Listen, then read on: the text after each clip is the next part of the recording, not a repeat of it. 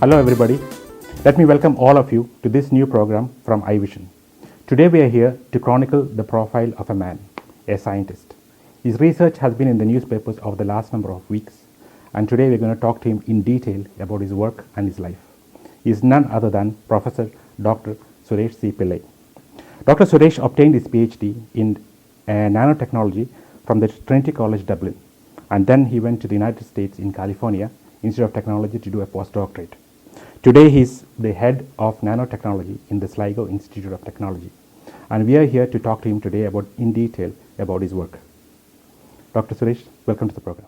Thank you, Rajesh. Dr. Suresh, you have immense credentials. Please tell us about your background and how you landed in Ireland. Okay, that's a long story short. I'm originally from a small village in Kerala. It's in Kottayam district, and our village's name is Chambakra in Korgachal Panchayat. So I did most of my preliminary studies in Korgachal.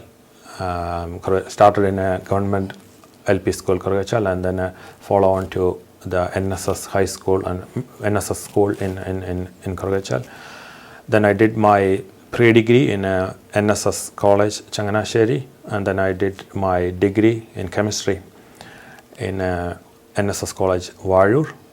And after that, I moved to Mahatma Gandhi University campus to do my master's in chemistry.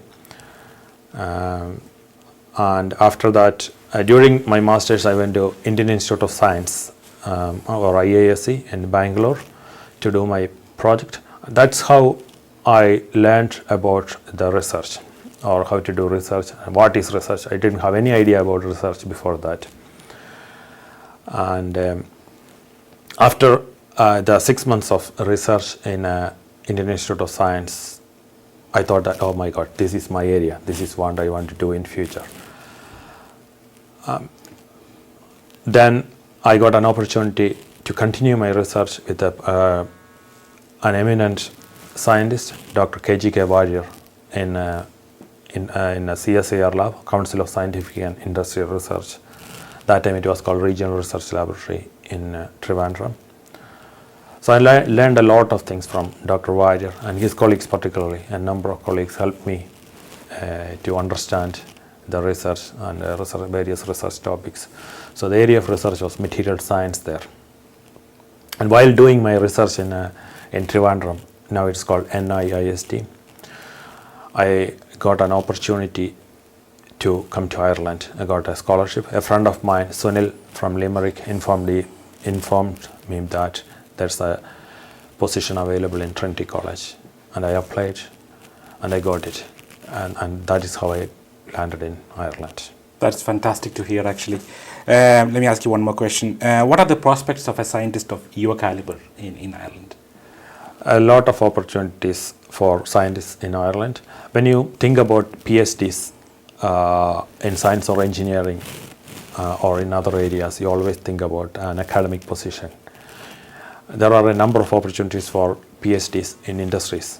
For example, a number of my PhD students or PhDs graduated from my group are working in various industries, such as Intel, in pharmaceutical companies. A few of them are working in universities. So after PhD, there are a number of opportunities and in academia and also in industries. Thank you. Your recent achievement, which was a research-based program, was in the newspapers over the last number of weeks. Can you just tell us in detail about that? Yes. I'm working in the area of nanotechnology or nanomaterials. Nanomaterials are materials with microstructural dimensions, which is less than 100 nanometers, which is tiny particles, okay, small particles. So our job is to develop these nanoparticles for various applications. The current project we were working on, it took a long time to develop this particular project or program. Our aim was to develop antimicrobial materials. Particularly, you probably know about superbugs. Superbugs are bacterial strains which are resistant to most of the antibiotics. Yeah. So there are no current technology or no current antimicrobial technology available to prevent these superbugs. So our technology is based on a light reaction. It is called photocatalysis, okay, which means that when light absorbed by semiconductor material, for example titanium dioxide, the electron moves from its lower energy level to the higher energy level, and a number of reactive species will be developed during this reaction. For example, hydroxyl radicals, superoxide anions, hydrogen peroxide. These are highly reactive molecules, and these can react with bacteria. Okay. And effectively, these reactive oxidation species or these reagents can kill bacteria. Okay. So, and we have been awarded 2 patents. Right. Actually 3 patents, 2 United States patents and 1 UK patent awarded last year. And also a number of patent applications are pending in different countries. Okay. Okay. We've all heard during our childhood days that penicillin was discovered by Alexander Fleming as an accident. So was this something like that, or was that a targeted goal? This is a mix of both. Okay. Because we have been working on developing antimicrobial materials or photocatalytic materials since 2005. So yeah. It took almost 10 years to develop a technology which is antimicrobial. Okay. Initially we have been targeting on pollutants, various pollutants, for example industrial dyes, to degrade industrial dyes, and then indoor air pollutants, and then we came into the area of antimicrobial resistance or developing antimicrobial materials. Okay. So it's a long journey, and it's an effort of a large number of people. Over 50 scientists worked at various stages in this program. Okay. I'm just the leading scientist, so all credit goes to the people who worked with me. Right. So it's basically a teamwork. It is a teamwork, and this is a good example of a teamwork. Okay. And what are the chances of whatever you have done going commercial? Because at the end of the day, me being a layman, even if you do a number of research, unless it comes down to the shops or down to the table, we will not be able to enjoy it. So do you think it's going to be commercialized down the line? Yes, it is, yeah.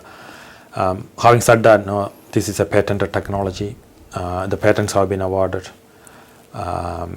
We have signed a license. I started this work in Dublin Institute of Technology, or DIT. Right. So DIT signed a number of licenses to different companies. Particularly, one of the licenses signed to a company called Castus Limited. Right.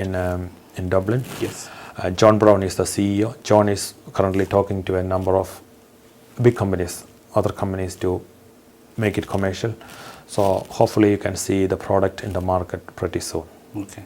I was telling you earlier, you're obviously in a very enviable position with your credentials, with your achievements. You're now the professor also in Sligo, Institute of Technology. Can you just tell me a typical day of yours? Yeah, I'm not sure about it's enviable or not, but it's an interesting job. I like what I do. My usual day start at 9:30 in the morning. Okay. So the first day would be like visiting the lab and talking to students, and to see how the research are going on. Then I have teaching responsibilities. Then I have a number of projects live, so I may have discussions or Skype meetings with my international collaborators. Right. Then I will be writing proposals. Then I have other responsibilities I am working on. I'm working as an editor for a journal, and I am in the editorial member of a couple of other journals as well. So I have a number of editorial duties. Okay. So I spend at least a couple of hours for editing journals. Okay. Then organizing meetings, and then usually my day finishes at 5:30 or 6, and sometimes it goes up to 8 or 9 depending on the workload. Okay, that's fine. Dr. Suresh, can you just tell us about this institute, the Institute of Technology in Sligo? Does this institute have any uniqueness as compared to the other universities and institutes? Yes, the institute is obviously, as you rightly said, this is Institute of Technology Sligo, which is situated in the northwest of Ireland. We have over 6,000 students here and 400 staff, and we have students from all over the world, particularly from the Middle East, North America, South America, Europe, and also from Asia. So our uniqueness is in online teaching. So we have a number of online courses here. Our engineering is very strong. Our science is very strong. We have some unique courses such as robotics, and also we have courses in nutrition, for example. Our business and social science school is also very popular. So these are some of the important aspects of Institute of Technology Sligo. Okay, and the next question I would like to ask you is, do you have any associations or do you have any links with any institutions or organizations back home in India? Yes, I work with a number of organizations in India, IITs. Also, I have strong link with the Indian Institute of Science. I'll be visiting IISc again in July. I work with the Cochin University of Science and Technology, CUSAT. Also, Mahatma Gandhi University. Professors from Mahatma Gandhi University. I work with a number of professors or researchers in MG University and also Kerala University, and also Shastra University in Tanjavur. So I have strong research links with a number of universities and also collaborate with a number of eminent scientists in India. Dr. Suresh, you've been doing a lot of research in this institution for the last number of years. What level of research is going on at the moment? Is that, if you compare that with the world-class research, at what level is it at the moment? Our research is world-class. We have a number of programs in nanotechnology, bioengineering, biomedical engineering, biotechnology, microbiology, chemistry, physiology, robotics, precision engineering. So you name it, we have research in a significant number of areas. Our research is world class.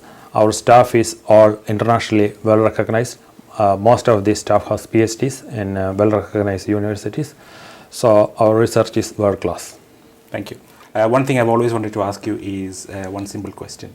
What is the secret of your success? I would say hard work and consistency on what you are doing, and also dreaming. Like all scientists should be good dreamers. You should dream on things what you will be doing, and also self-organization.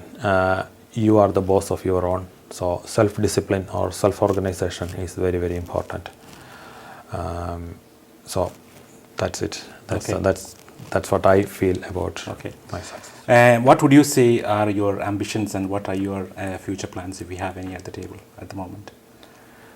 Always I'm passionate about doing research, so more research, more like leading into new research discoveries, particularly in the area of nanotechnology, and I'm working on 2D materials at the moment, graphene or new semiconductor materials. So future plans are always developing new materials for future applications or functional applications. Okay. One question that I want to ask you that has mainly come from the youngsters is, do you have any particular message for them out there, especially for the Indian community out there? Yeah, work hard. You can achieve anything you want in your life if you work hard. Always be consistent, always dream, and be self-disciplined. Self-discipline is the most important thing you need to have. Having said that, you are your own boss. You should be defining your life.